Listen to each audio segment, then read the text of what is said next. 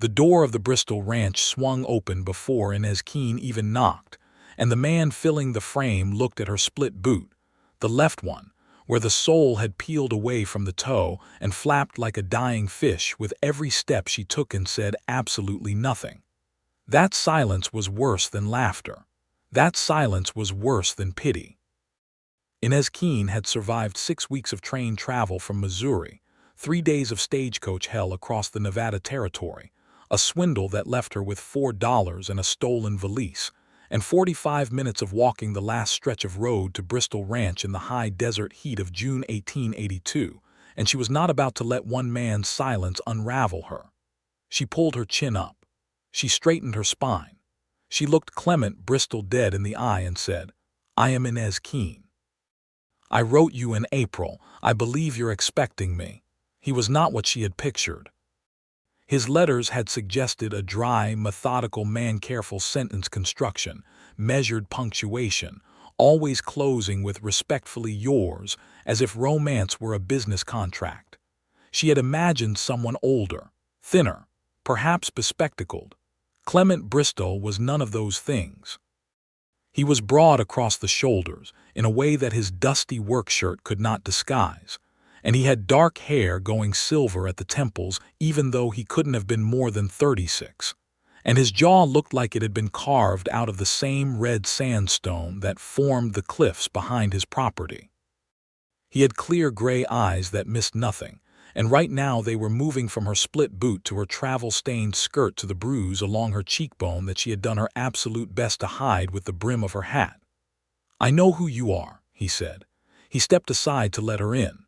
She walked past him with her chin still high, her broken boot slapping softly against the floorboards of the front porch, and she did not look back. That was the beginning. Or rather, it was the middle, the moment everything that had already gone wrong was written plainly on her body for a stranger to read. The beginning was something else entirely. 6 weeks earlier, Inez Keene had been standing in the kitchen of her dead uncle's house in Jefferson City, Missouri, watching a lawyer named Pratt roll up the deed to the only property she had ever called home and slide it into a leather tube without so much as a word of apology. Her uncle, Gerald Keene, had left the house and the land not to Inez, who had kept his accounts, managed his correspondence, nursed him through 2 bouts of typhoid, and given up the better years of her 26 for his comfort, but to a nephew in Cincinnati she had never met. Gerald Keene had left Inez nothing but a small tin box containing $40 in savings and a letter in his cramped handwriting that said, "Forgive an old man his cowardice, Inez. I meant to provide for you properly. I see now I have run out of time." $40 and a dead man's regret. She had sat for a long time that evening at the kitchen table that was no longer hers, staring at the tin box, doing the arithmetic of her situation. She was 26 years old, unmarried, with no family she could call on and no property to her name. She had a secondary school education, which was more than most women in her position, and she had kept ledgers for her uncle's small dry goods operation, which meant she understood numbers and could write a clean letter. She was not afraid of hard work. She was, however, afraid of disappearing, of becoming the sort of woman who faded slowly into other people's households as a dependent relation or a poorly paid housekeeper, until there was nothing left of her original self but habit. She had found Clement Bristol through an advertisement in the St. Louis Dispatch, which she had been reading at the boarding house where she'd moved after the lawyer Pratt finished his business. The advertisement was terse. They always were. She had read enough of them by then to know the pattern, but something about its specificity had caught her eye.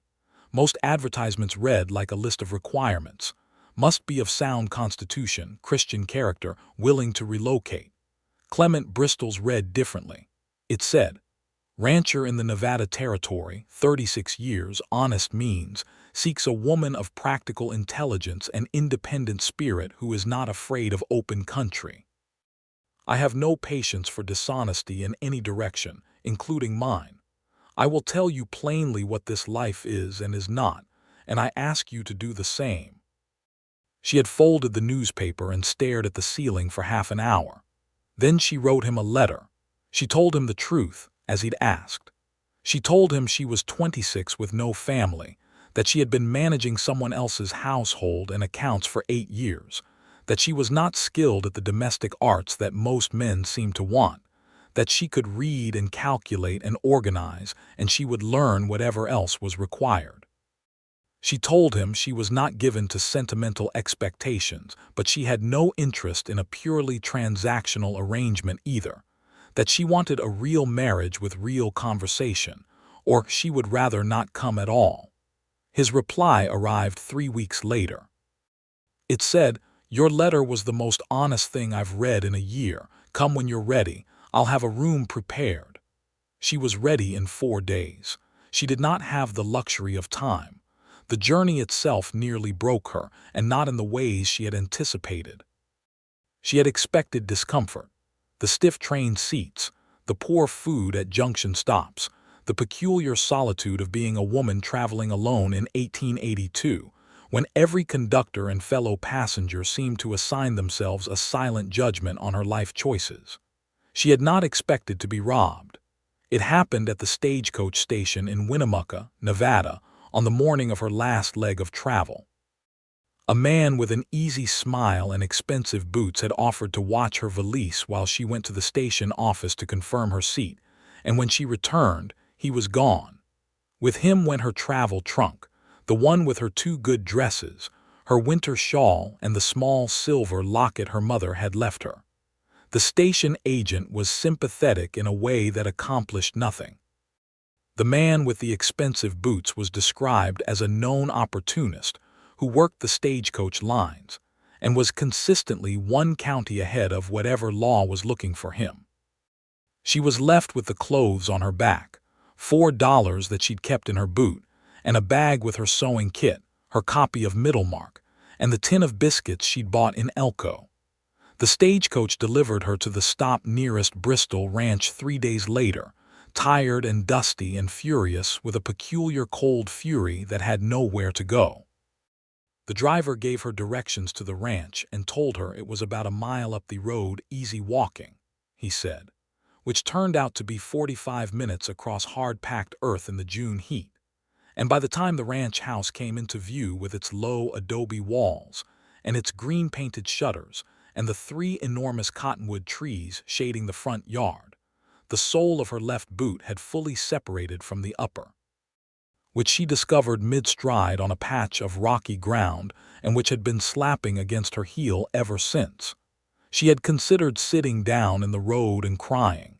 She had considered it very seriously. Then she thought about the lawyer Pratt rolling up that deed, and she thought about the man with the expensive boots, and she thought about everything that had been taken from her or left undone on her behalf by people who were supposed to do better, and the consideration of crying passed. She lifted her chin. She kept walking. The boot kept slapping.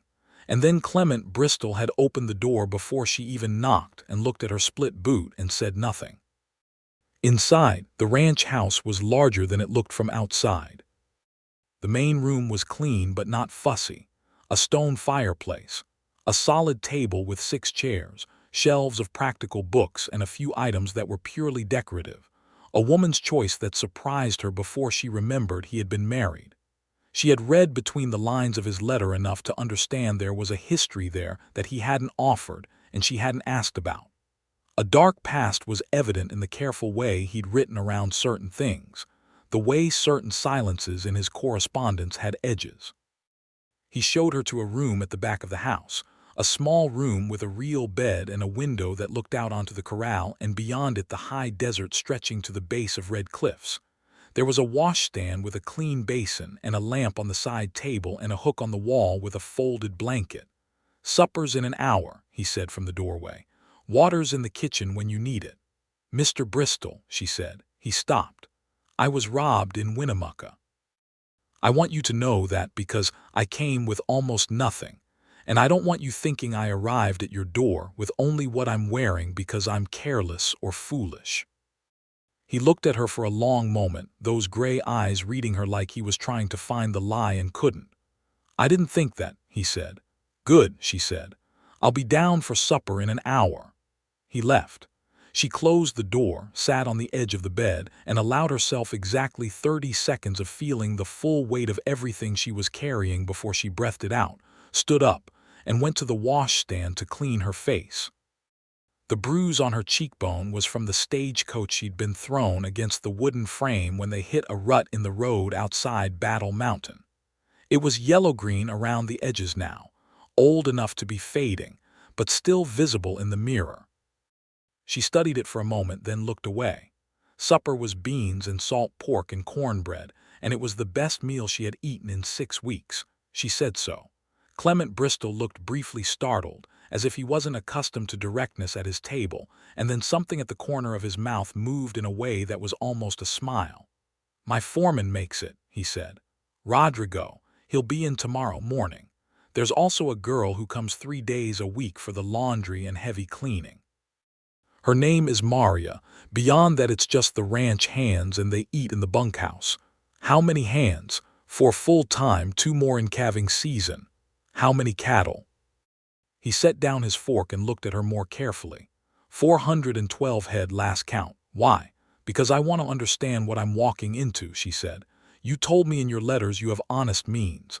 I'd like to understand what that means in practical terms before I commit to this arrangement. It seems only fair." The silence stretched long enough that she wondered if she had offended him. Then he said, 640 acres. "The cattle." "A contract with the railroad for beef supply that runs through 1884. 2 good horses and 4 working ones. No debt except a small note on a piece of equipment that I'll have paid off by fall. And the liabilities." Another long pause. "Water rights dispute with my eastern neighbor. Been going on 3 years. Dry summers are becoming more frequent, and he wants to dam the creek that runs through both our properties. If he wins, it could affect the cattle operation significantly." "What's his name?" "Holly's Greer." She filed it away. "Thank you for being straight with me. You asked me to be. Most people don't actually mean that when they ask." "I meant it," he said. She looked at him across the table and felt something shift, not attraction exactly, not yet, but something like recognition. The way you recognized a person who spoke your language. "I'll need some things," she said. "Since what was mine was stolen, a few changes of clothing at minimum, I have $4. I'll take you into Clement tomorrow. There's a dry goods store. I'll pay you back." "You don't need to." "I know I don't need to," she said. "I intend to." He looked at her again with that measuring quality that she was beginning to understand was simply how he existed in the world, watchful, precise, missing nothing. "All right," he said. She slept that night more deeply than she had in months, in the small room with the window open to the desert air, and she did not dream of anything at all. She woke before dawn to the sound of boots on the porch, the ranch hands beginning their day. She lay still for a moment in the dark, listening to the sounds of the ranch organizing itself, and then she got up and went to the kitchen and built the fire before anyone else was down. When Clement Bristol came in from his first check of the morning, she had coffee on and was sitting at the table reviewing a ledger she had found on the bookshelf. He stopped in the doorway of the kitchen and stared. "That's the operation ledger," he said. "I know. I can see what it is." She looked up. "Your figures for March are off. You've credited the railroad payment twice." He crossed the kitchen slowly and looked over her shoulder at the page. He was close enough that she could smell the morning air on him, cold and sage and leather. He looked at the figures for a long time. "Damn," he said quietly. "I was short on what I thought I had coming. I spent 3 days trying to find the error." "There it is," she said and pointed. He poured himself coffee and sat down across from her, and she turned the ledger so they were looking at it together. And that was how the foreman Rodrigo found them when he came in 20 minutes later. The new woman and the ranch owner bent over a ledger in the early morning dark like conspirators, or partners, or 2 people who had been working together for a long time already. Rodrigo was a compact man of about 45 with a deeply tanned face and a thick black mustache and bright dark eyes that took in the scene with an expression of benign amusement that he was careful to keep off his face before Clement looked up. "Coffee's on," Clement said. This is Inez Keene. She'll be staying. Inez, this is Rodrigo Vasquez. He runs the ranch and don't let him tell you otherwise. Mr. Bristol runs the ranch, Rodrigo said mildly, pouring coffee. I just make sure things actually happen. Same thing, Clement said. Rodrigo looked at Inez with frank curiosity and offered his hand. She shook it. Good morning, she said. I've been looking at the March ledger. Rodrigo raised an eyebrow at Clement. Clement said, she found the error. Ah, Rodrigo said, in a tone that contained the weight of many things left unsaid. The morning she found the error was also the morning she noticed what was sitting outside her door when she'd come back to her room the previous night. She had been so tired she had almost missed it, but she hadn't quite. A pair of boots, brown leather, well made, practical for ranch work with a small heel and a pointed toe. Her size exactly, or near enough. She had stood in the hallway staring at them for a long moment, and then she had looked down the hall toward the main part of the house, and there had been no sound, no light, nothing to indicate he was still awake or had been watching. She had picked them up. She had sat on her bed and held them and felt something crack open in her chest that she was not entirely comfortable with, because Inez Keene had spent 8 years giving her best years to a man who left her a tin box and a regret, and she had spent 6 weeks surviving theft and bruises and sorrow, and she had arrived at this strange man's ranch with her chin high and her boots split open, and she had not asked for a single thing she didn't earn, and here were boots. At her door. Before morning. She had set them beside the bed and lain down and stared at the ceiling for a while. She had not thanked him at breakfast. He had not mentioned them. But when she came into the kitchen in the new boots and saw his eyes drop briefly to her feet and then come back up without comment, she understood something about how Clement Bristol expressed himself, quietly, practically, in the language of things done rather than things said. They fit, she said. Good, he said. That was all. But it was enough. The trip into Clement was 2 hours by wagon, and she was grateful for the early morning coolness on the road. Clement drove, and she sat beside him on the bench. And for the first mile or so, they were quiet in the way of two people who haven't yet found their conversational rhythm. Then she asked about the water rights dispute, because she genuinely wanted to understand it, and he talked about it with a controlled precision that told her it was something he thought about constantly. Holly's Greer on the spread to the east. He had old family money from somewhere back east, deployed in Nevada real estate a decade ago with the particular confidence of men who believed their capital entitled them to whatever they pointed at. The creek that ran along the boundary of both properties was called Cutler Creek, and it was not a large creek, but in a dry country it was everything. Greer had filed a claim with the County Water Commission to divert the upper portion of the creek through a dam on his side of the line, which would reduce the flow onto Bristol land by an estimate of 60 to 70%. Bristol had contested the filing. The commission had been sitting on the dispute for 3 years without resolution, which Clement said with a flat evenness that suggested it was not indifference but exhaustion. "Do you have a lawyer?" she asked. "Had one. He moved to Carson City." "You need another one, I know that. Is there one in Clement?" He looked at her sideways. "There's one in Piotch. Why?" "Because an uncontested claim becomes permanent," she said. "And a water commission that hasn't acted in 3 years can sometimes be moved by a letter from legal counsel citing the statute of equitable rights.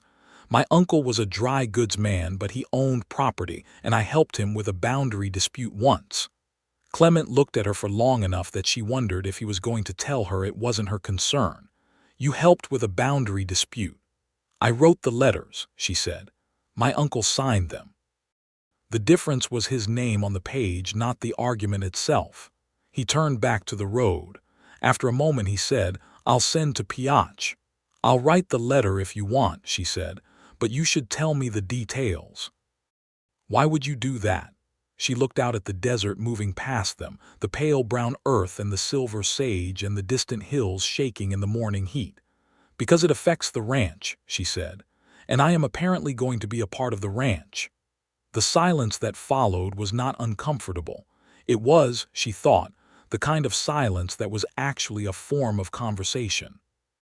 Clement was a small town with a main street, a railroad depot, 2 saloons, a church, a school that was only open 6 months of the year, and a dry goods store run by a woman named Adela Fuentes, who turned out to be a brisk, sharp-eyed person of about 50 who sold Inez 2 calico work dresses, a wool skirt, underclothing, a nightgown, and a second pair of stockings, all for a price that was fair and not inflated because Clement Bristol was watching, which Inez suspected mattered. Adela Fuentes also studied the bruise on Inez's cheekbone with the practiced eye of a woman who had seen worse, and said nothing about it, but was careful and gentle when she helped Inez with the fitting. "You're the woman from Bristol Ranch," Adela said. "I am," Inez said. "He's a good man," Adela said, which was the kind of thing that could mean 100 things or nothing at all.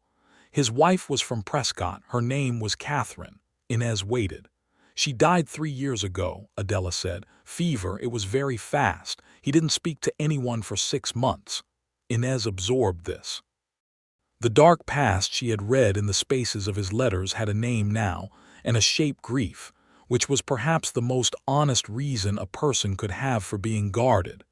"Thank you for telling me," she said. Adela looked at her with those sharp eyes. "Don't hurt him," she said, which was extraordinary for a woman she had just met and also something Inez understood. "I won't," she said. "I'm not built for it." On the way back to the ranch with her parcels in the wagon bed, she thought about Catherine.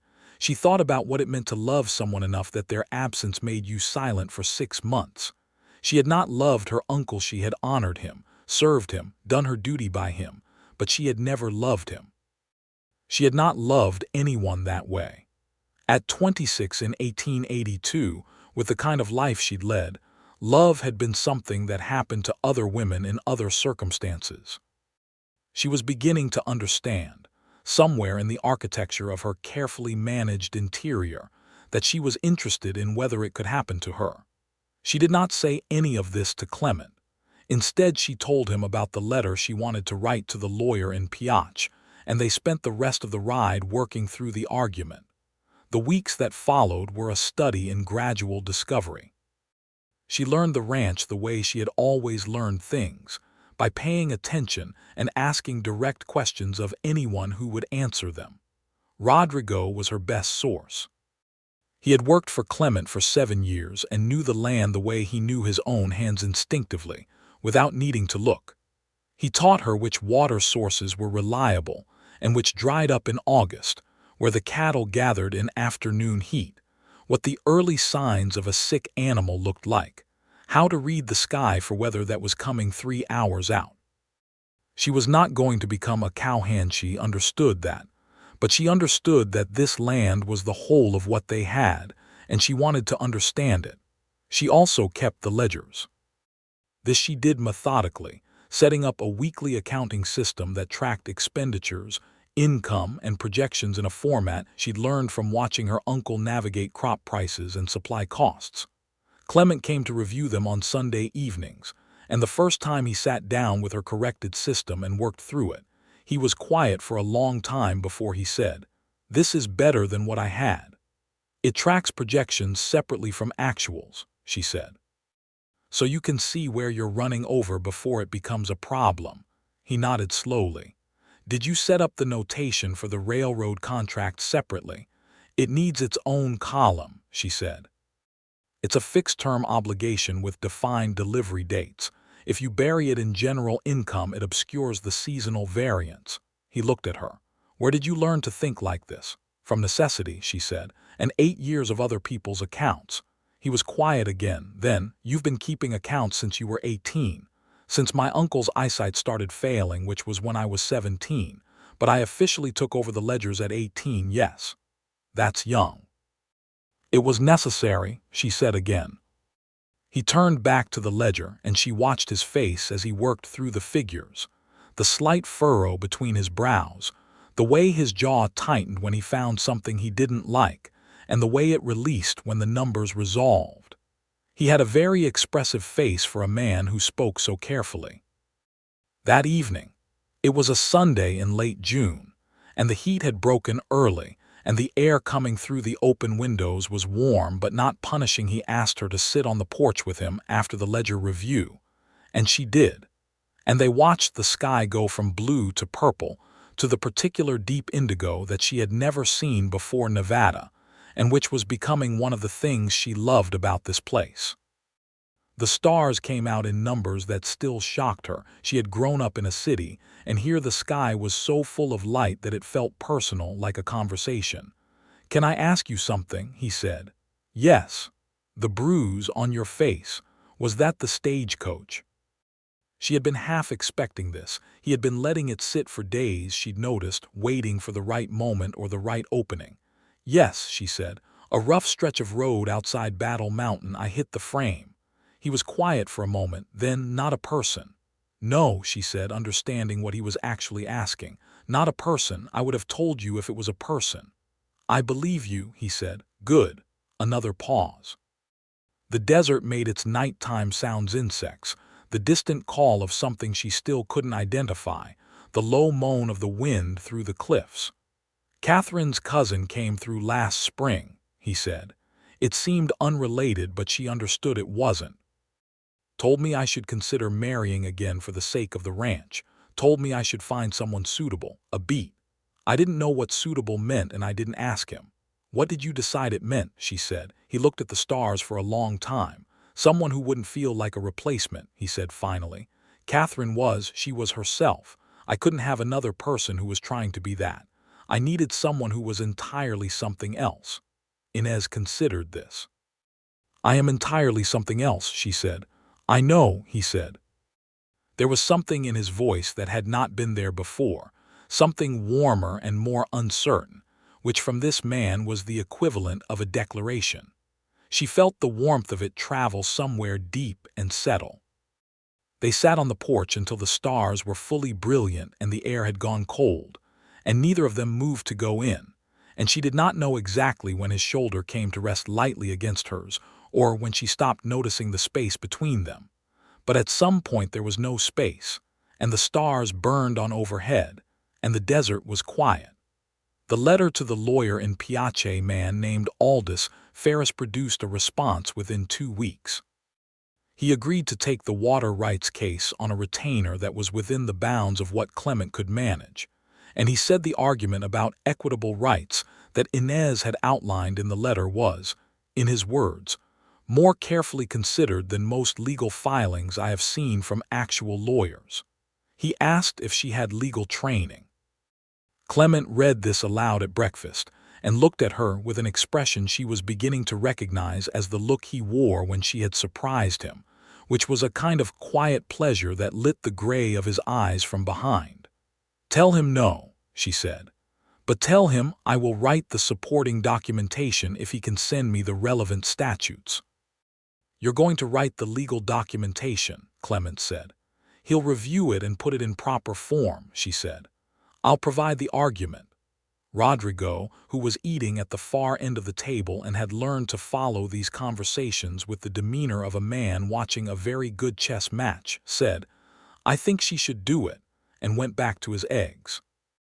The legal work on the water rights case became one of the organizing rhythms of her days, mornings in the ledgers, afternoons when she was learning the land with Rodrigo, or managing the household accounts, or reviewing the correspondence with the railroad, evenings on the statutes that Aldous Ferris sent her from Piace.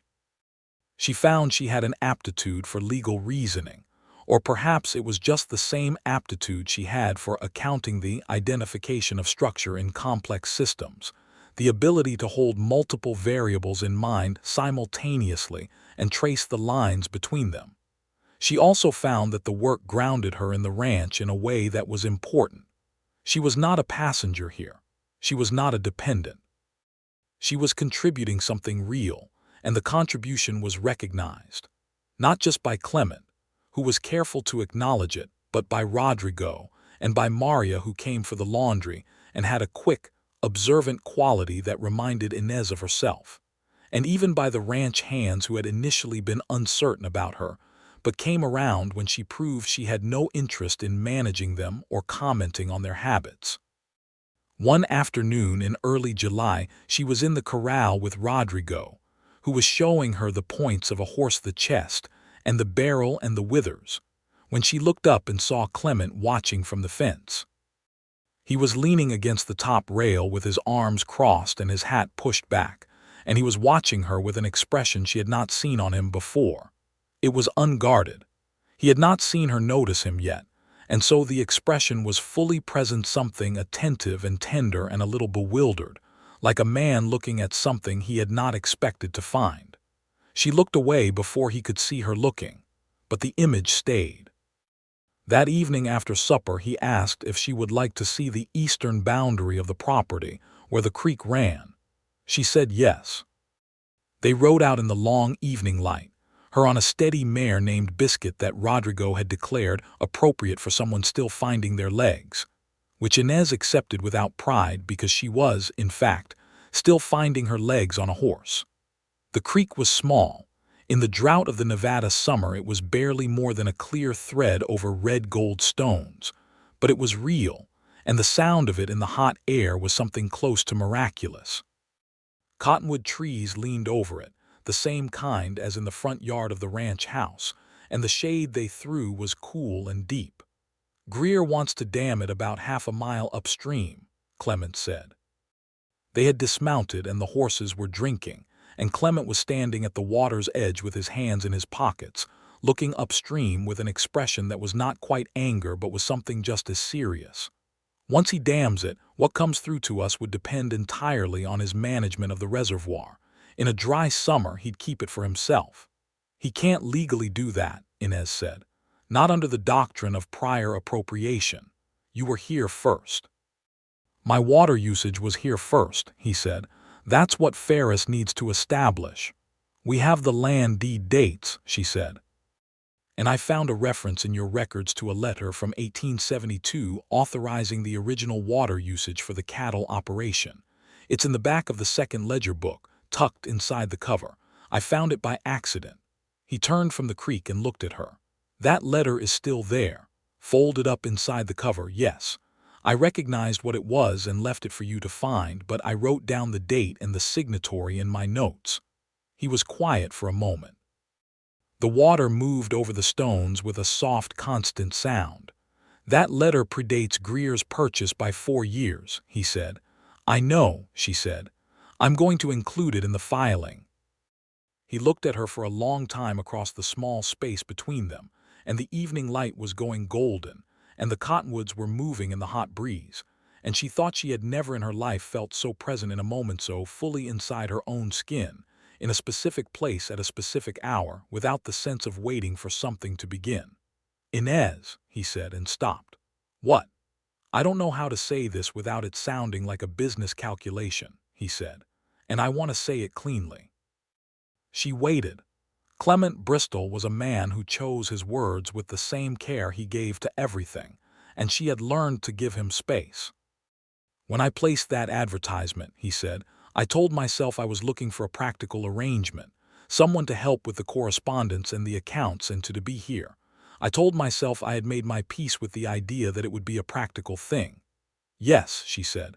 "I was wrong about that," he said. "I don't think I knew I was wrong until fairly recently." The creek moved. A bird called somewhere in the cottonwoods.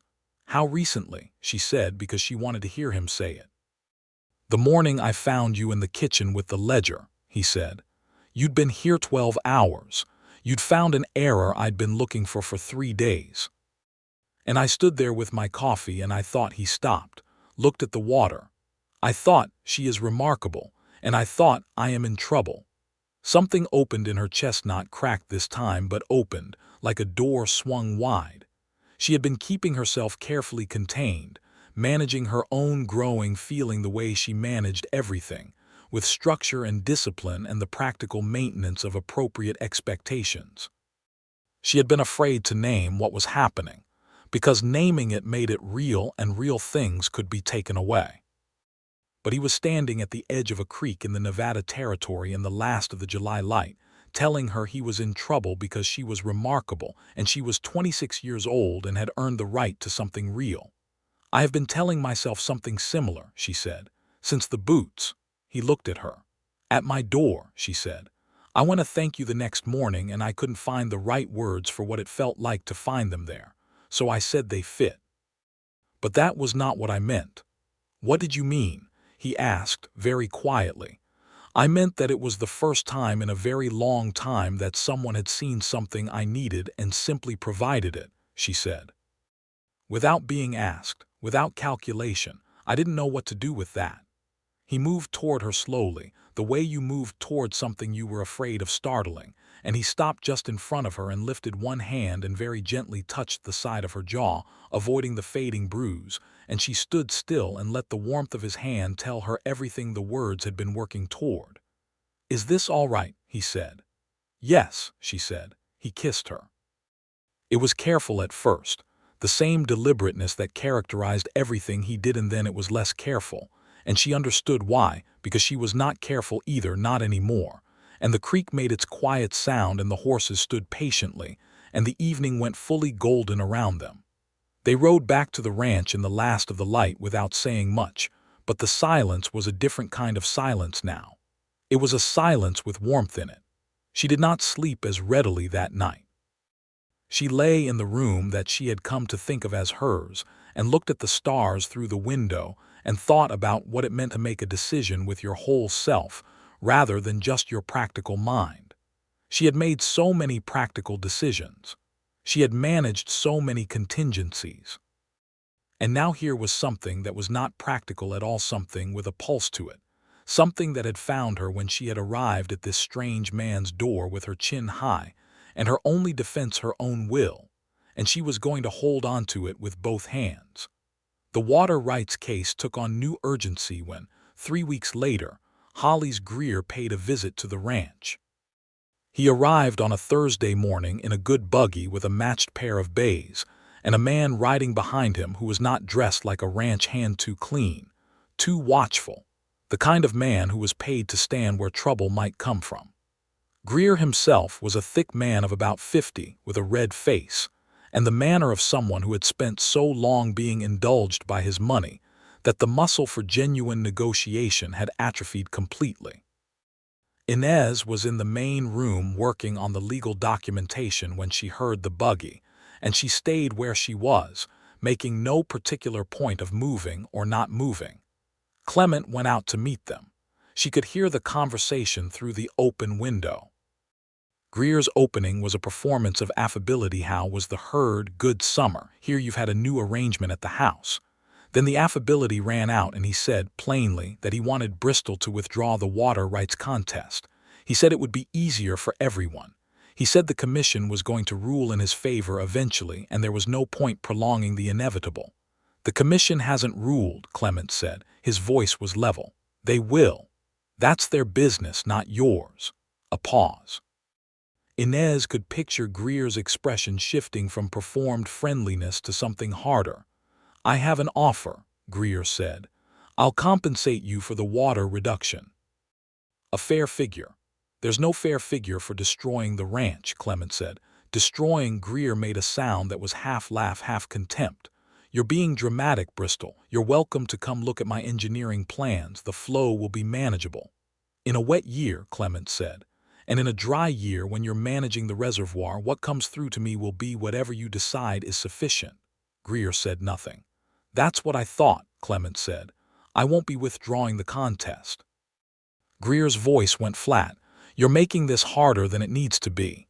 "Goodbye, Mr. Greer." The buggy left. Inez heard Clement's boots on the porch steps, and then he came inside and found her at the table with the legal documentation spread around her, and she was already writing. "He threatened you," she said. "He implied," Clement said. "He's careful about the way he phrases things." "The commission meeting is in October," she said.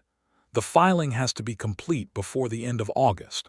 Aldous Ferris needs the 1872 letter and the supporting argument by the 15th. "We'll make the 15th, he said. "Yes," she said. "We will." He sat across from her at the table, and for a moment they looked at each other. Then he picked up the draft she had been working on and began to read it, and she went back to writing, and they worked together in the afternoon heat until the light began to fail, and Maria came to ask about supper. The weeks between July and October had a quality she would remember for the rest of her life. The particular texture of falling in love with someone at the same pace you were building something with them, so that the love and the work were woven together and inseparable. She fell in love with the way he read with total attention, his whole body still. She fell in love with the way he spoke to Rodrigo, always with respect, always with the assumption that Rodrigo's read on a situation was valuable, which it always was. She fell in love with the way he cared about the land not as an investment, but as a living thing with claims on him, the way you might feel about a person who depended on you. She also fell in love, in a different register, with the land itself. The Nevada desert was nothing like Missouri. It asked more of you, was less forgiving, offered beauty in a fiercer and more demanding key. But by August she understood the morning light on the red cliffs, and the way the sage smelled after the brief afternoon rains and the sound of the creek at night, and she understood why Clement had never left and never would, and she no longer wanted to leave either. In late August he asked her to marry him. They were on the porch again. The porch had become their place, the specific geography of their conversations, and the evening was cooling toward fall. He asked without preamble because he was not a man who built elaborate approaches to things. "I want to marry you," he said, "not because of the arrangement. The arrangement was an excuse I gave myself.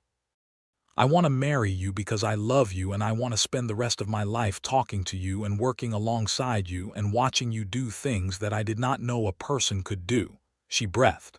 She had been expecting it, or had been hoping for it, which was different, and still the directness of it hit her with a force that was purely physical.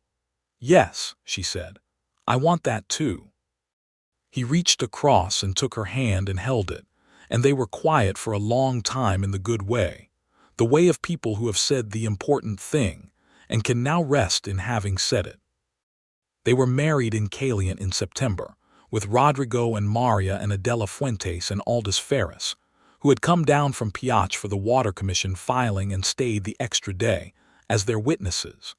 The ceremony was at the small church, performed by the minister who ran the circuit through the region, and Inez wore the blue wool dress that Adela had helped her select, and Clement wore his good coat and had, she noticed, taken considerable trouble with his hair, which she found deeply endearing.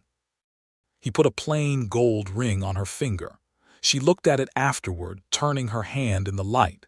It had been his grandmother's, he told her later. He had kept it for 3 years after Catherine died, wondering what to do with it, and had known the moment he placed it that it was exactly right. The Water Commission met in October in Piach. Inez and Clement made the journey up together in the wagon, with Aldous Ferris meeting them at the Commission building. Hollis Greer was there with 2 lawyers and the watchful man from the buggy visit, and he looked at Inez with an expression that said he had not expected to see her there, and did not like what it meant. The commission was a panel of 3 men appointed by the county, practical men, with the dust of the high desert still in their weathered faces. Aldous Ferris presented the case with the documentation Inez had prepared.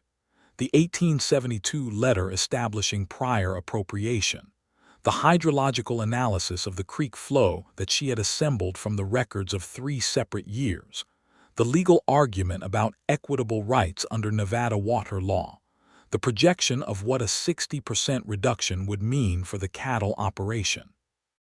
Greer's lawyers presented their engineering plans and their argument about property development rights, and their contention that prior appropriation did not extend to the specific usage in question.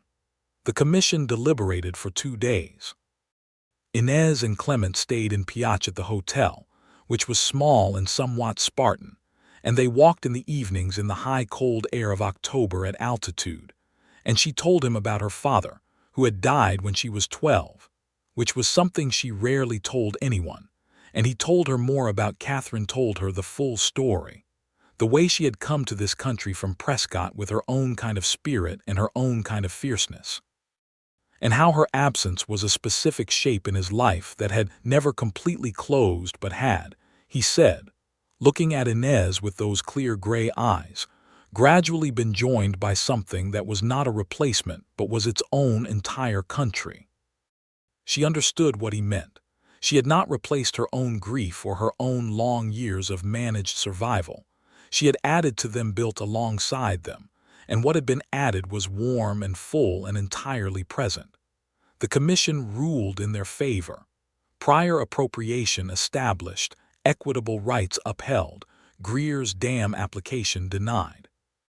The ruling was delivered on a Tuesday morning in a plain wooden room with a courtroom smell, and Holly's Greer's face going various shades of red as the commissioner read the decision aloud.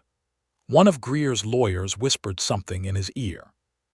Greer looked at Clement with an expression that was not quite threat and not quite surrender, somewhere in the hard middle ground between them. Clement met his eyes and said nothing. He did not need to.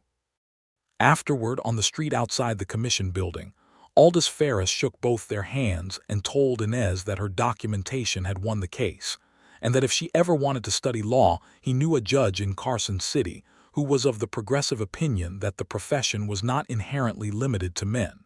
She laughed, genuinely, which surprised her a little. It had been a long time since she had laughed with real surprise in it. "Maybe," she said.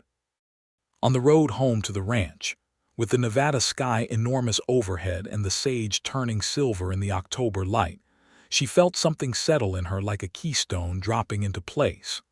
This was the life she had built.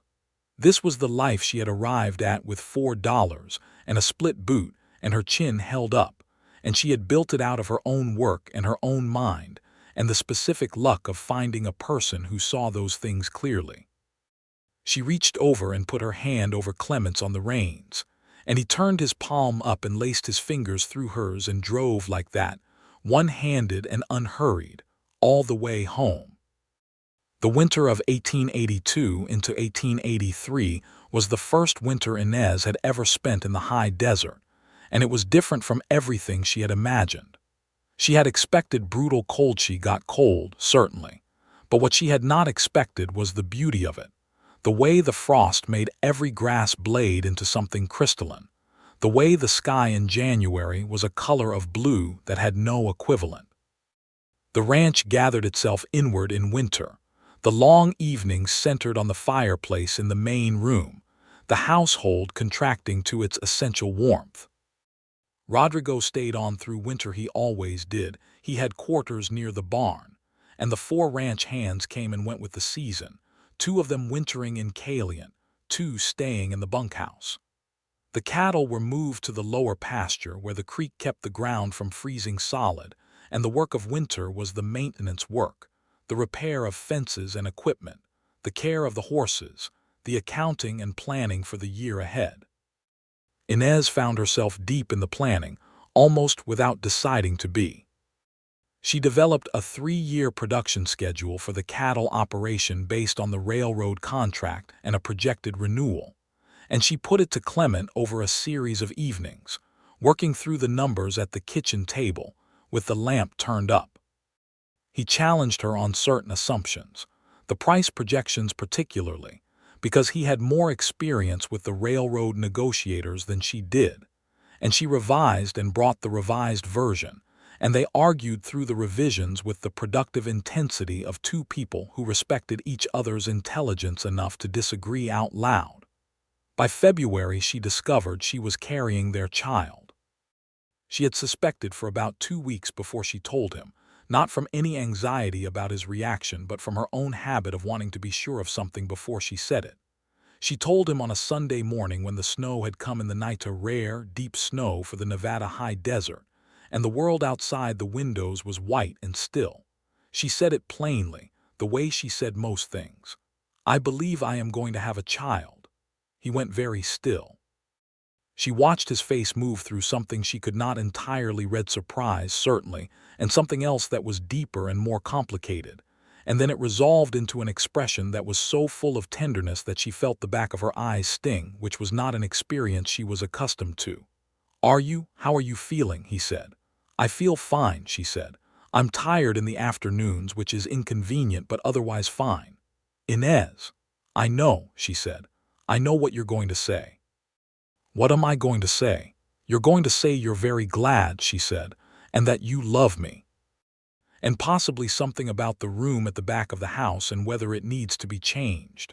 He laughed, a full, genuine laugh that she still counted every time because it was not given freely and so every instance was its own kind of wealth. All of that, he said.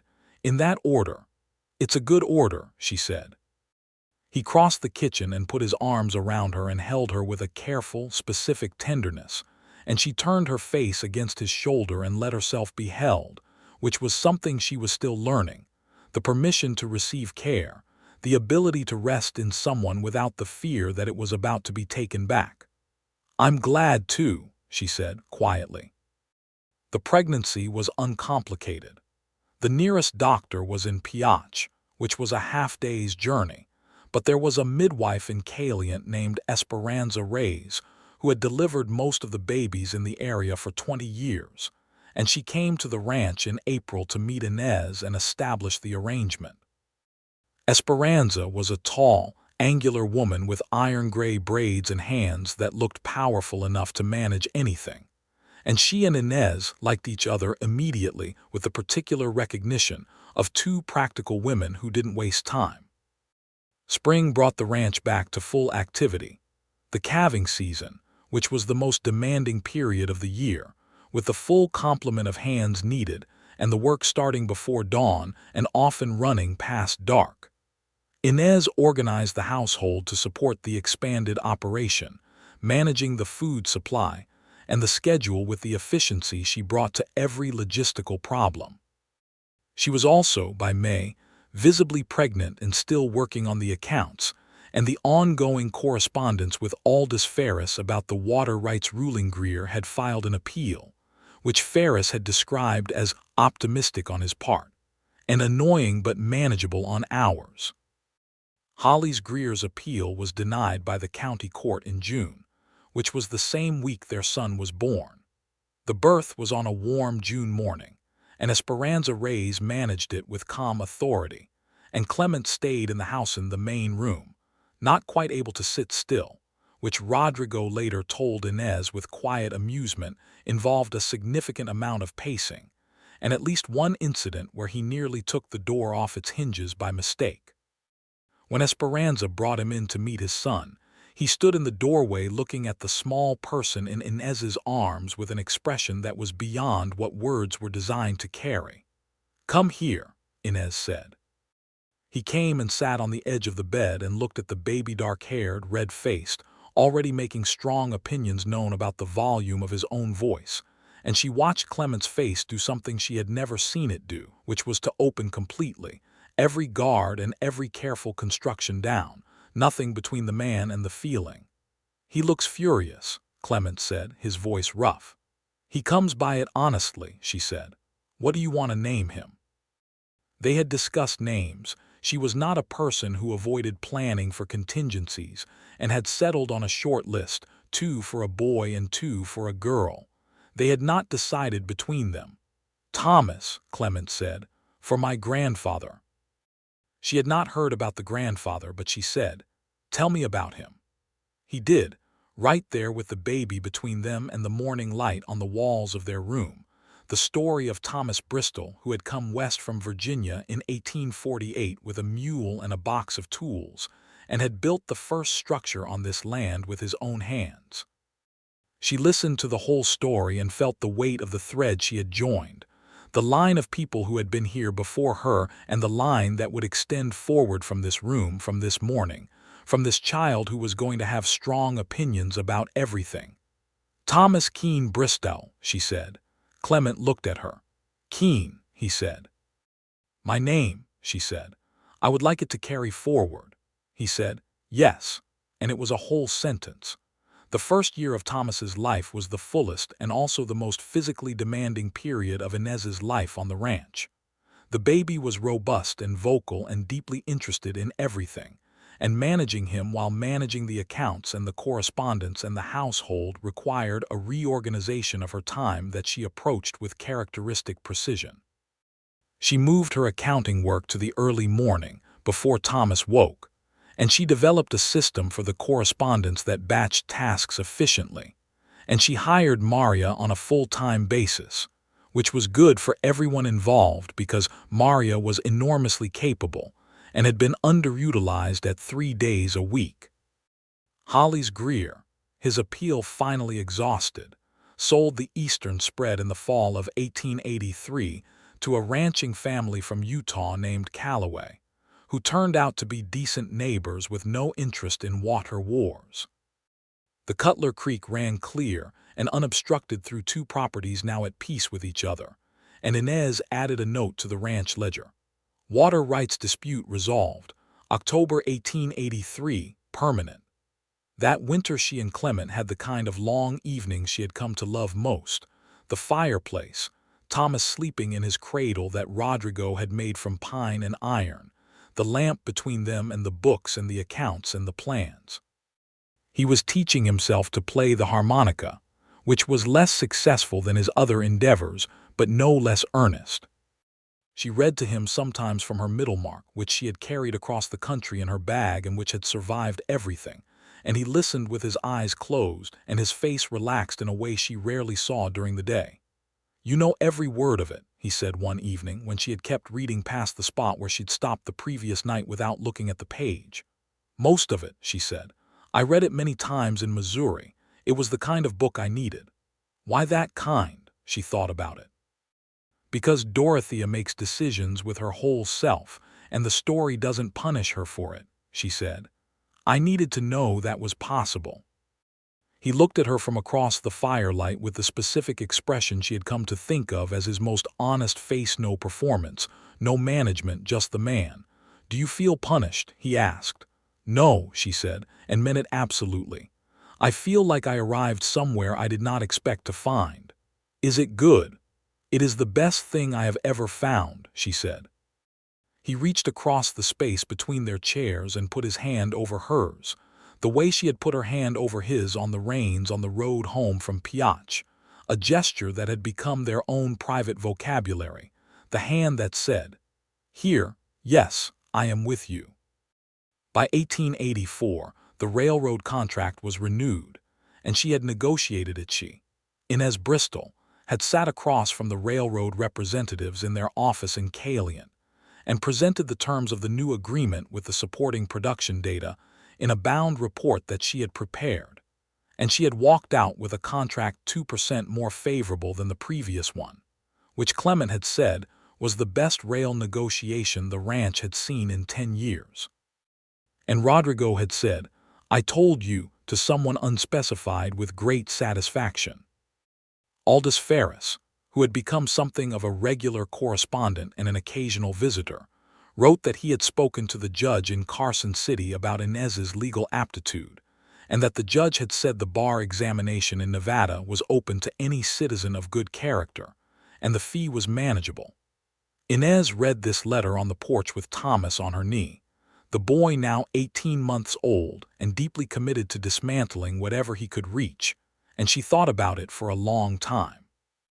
She showed the letter to Clement that evening. He read it twice. "Do you want to do it?" he said. "I want to know if it's possible," she said. "There's a difference." "There is," he agreed. "But do you want to?" She looked at the stars, which were as brilliant as they had been on the first night, which they always were. "Yes," she said. "I think I do. Not to leave this, not to practice somewhere else, but because the work I've been doing, the water rights case and the contract negotiations, it's legal work, and I'd like to be qualified to call it that." "Then you should," he said without hesitation. "It would take a significant amount of preparation," she said. "The examination covers areas I haven't studied." "You'll need the statutes," he said, "and you'll need Ferris to advise on the examination structure. And you'll probably be the first woman to sit the Nevada bar, which means there'll be difficulty even if you pass." "Probably," she said. "I've navigated difficulty before." He smiled at that, the real smile, the one that went all the way. "Yes," he said, "you have." She wrote to Aldous Ferris that week and began the study program. Thomas turned 2 in June 1885, a serious, observant boy who had his father's gray eyes and his mother's habit of watching everything before committing to action. He had also developed a strong attachment to Rodrigo, who had taken to the child with a gruff affection that was one of the most genuinely touching things Inez had ever seen. Rodrigo had never married. There was a story there that he kept private, and she respected that, and he poured something of what might have been fatherliness into Thomas, with a quiet devotion that the boy returned in full. Inez passed the Nevada bar examination in the fall of 1885. She was, as Clement had predicted, the first woman to sit the examination in the state.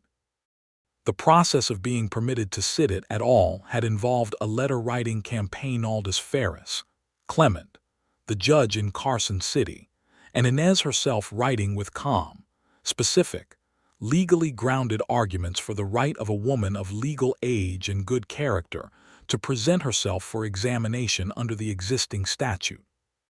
That had taken 6 months and resulted in a ruling from the Nevada Supreme Court that the bar examination statute contained no explicit gender restriction, and that therefore there was no legal basis for exclusion.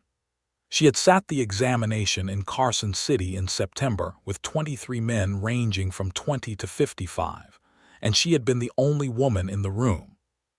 The proctor had stared at her for a long moment when she presented herself. She had stared back. The results came in October. She had passed, 3rd overall in her sitting. Clement held the letter and looked at it and then looked at her, and his face did the thing it had done when he had first seen Thomas, completely open, every wall down, the pure unmanaged feeling. 3rd, he said. I was aiming for 1st, she said, but 3rd is acceptable. He put the letter down and crossed the room and kissed her with a thoroughness that made Thomas, who was 2 years old and greatly interested in everything his parents did, make a loud and offended sound from the floor where he was engaged with a set of wooden blocks. 3rd, Clement said again, against her hair, and she felt his laugh move through him. She established a small practice in Clement 1 day a week, in a room above Adela Fuentes's dry goods store that Adela rented to her for a nominal amount with evident pride. The work was mainly property and contract work for people in the area who needed legal help and couldn't afford to send to Piach, and she was good at it, and word traveled in the efficient way of small communities, and within a year she had more work than 1 day a week could contain. By 1886, she was going to Clement 2 days a week, and the ranch's legal work was handled entirely by her in-house, which was a significant cost saving that she was pleased to record in the ledger. The practice was not making her rich, it was making her something she valued more, which was independent and recognized. She also, in the spring of 1886, discovered that Thomas was going to have a sibling. She told Clement in the same way she'd told him the first time, plainly, on a Sunday morning without preamble. I believe I'm going to have another child. He was sitting at the kitchen table with the morning ledger and he looked up, and the expression on his face was as full and as open as it had been the first time, and she understood that he was a man who did not reduce his responses with repetition. Each thing was what it was each time. Esperanza, he said. Already written to her, she said. She said she'd come in November. Thomas will be 3, he said. He'll be a capable older brother, she said. He is very organized for his age. Clement smiled. He gets that from you. The gray eyes and the careful silences he gets from you, she said. I'll claim the organization. The second child, a daughter, was born in November 1886, a quiet and watchful baby who opened dark brown eyes at the world with the mild patience of someone who had already decided to take things as they came. They named her Ruth Margaret Bristol Margaret for Inez's mother, whose silver locket had been stolen in Winnemucca, and whose face Inez could still see clearly when she closed her eyes. Thomas regarded Ruth with initial suspicion, and then, gradually, with a cautious proprietary affection. He would stand at the edge of her cradle and look at her with great seriousness, and Rodrigo said it was like watching a small diplomat negotiating with himself. The ranch by 1887 was a different operation from what it had been when Inez arrived. The cattle herd had grown to 600 head. The water rights were secured. The railroad contract had been renewed, and was the most favorable terms Clement had ever negotiated. The ledger was clean, detailed, and prosperous. The house had been added to room for Thomas, a room for Ruth, an extension on the back of the kitchen that Clement had built himself over 2 summers with help from the hands. They sat on the porch on a warm June evening, Thomas 4, asleep inside, Ruth 7 months and sleeping against Inez's shoulder with the boneless weight of a small person who has decided this is exactly where they should be. And Clement had his harmonica and was playing something slow and not entirely musical but not unpleasant either, and the stars were out in their full number, and the desert was warm and quiet. "Do you remember the boots?" she said. He stopped playing. "The boots at your door." "I've been thinking about that," she said, "about what I would have thought if you'd told me that first night what everything was going to look like." "What would you have thought?" she considered. "I would have said it was impossible," she said. "Too many things that don't resolve simply. The water rights and the robbery and the examination and all of it. I would have said that things don't work out like that." "Do they work out?" he said, which was a more complicated question. She looked at him across the lamp-warm air of the porch.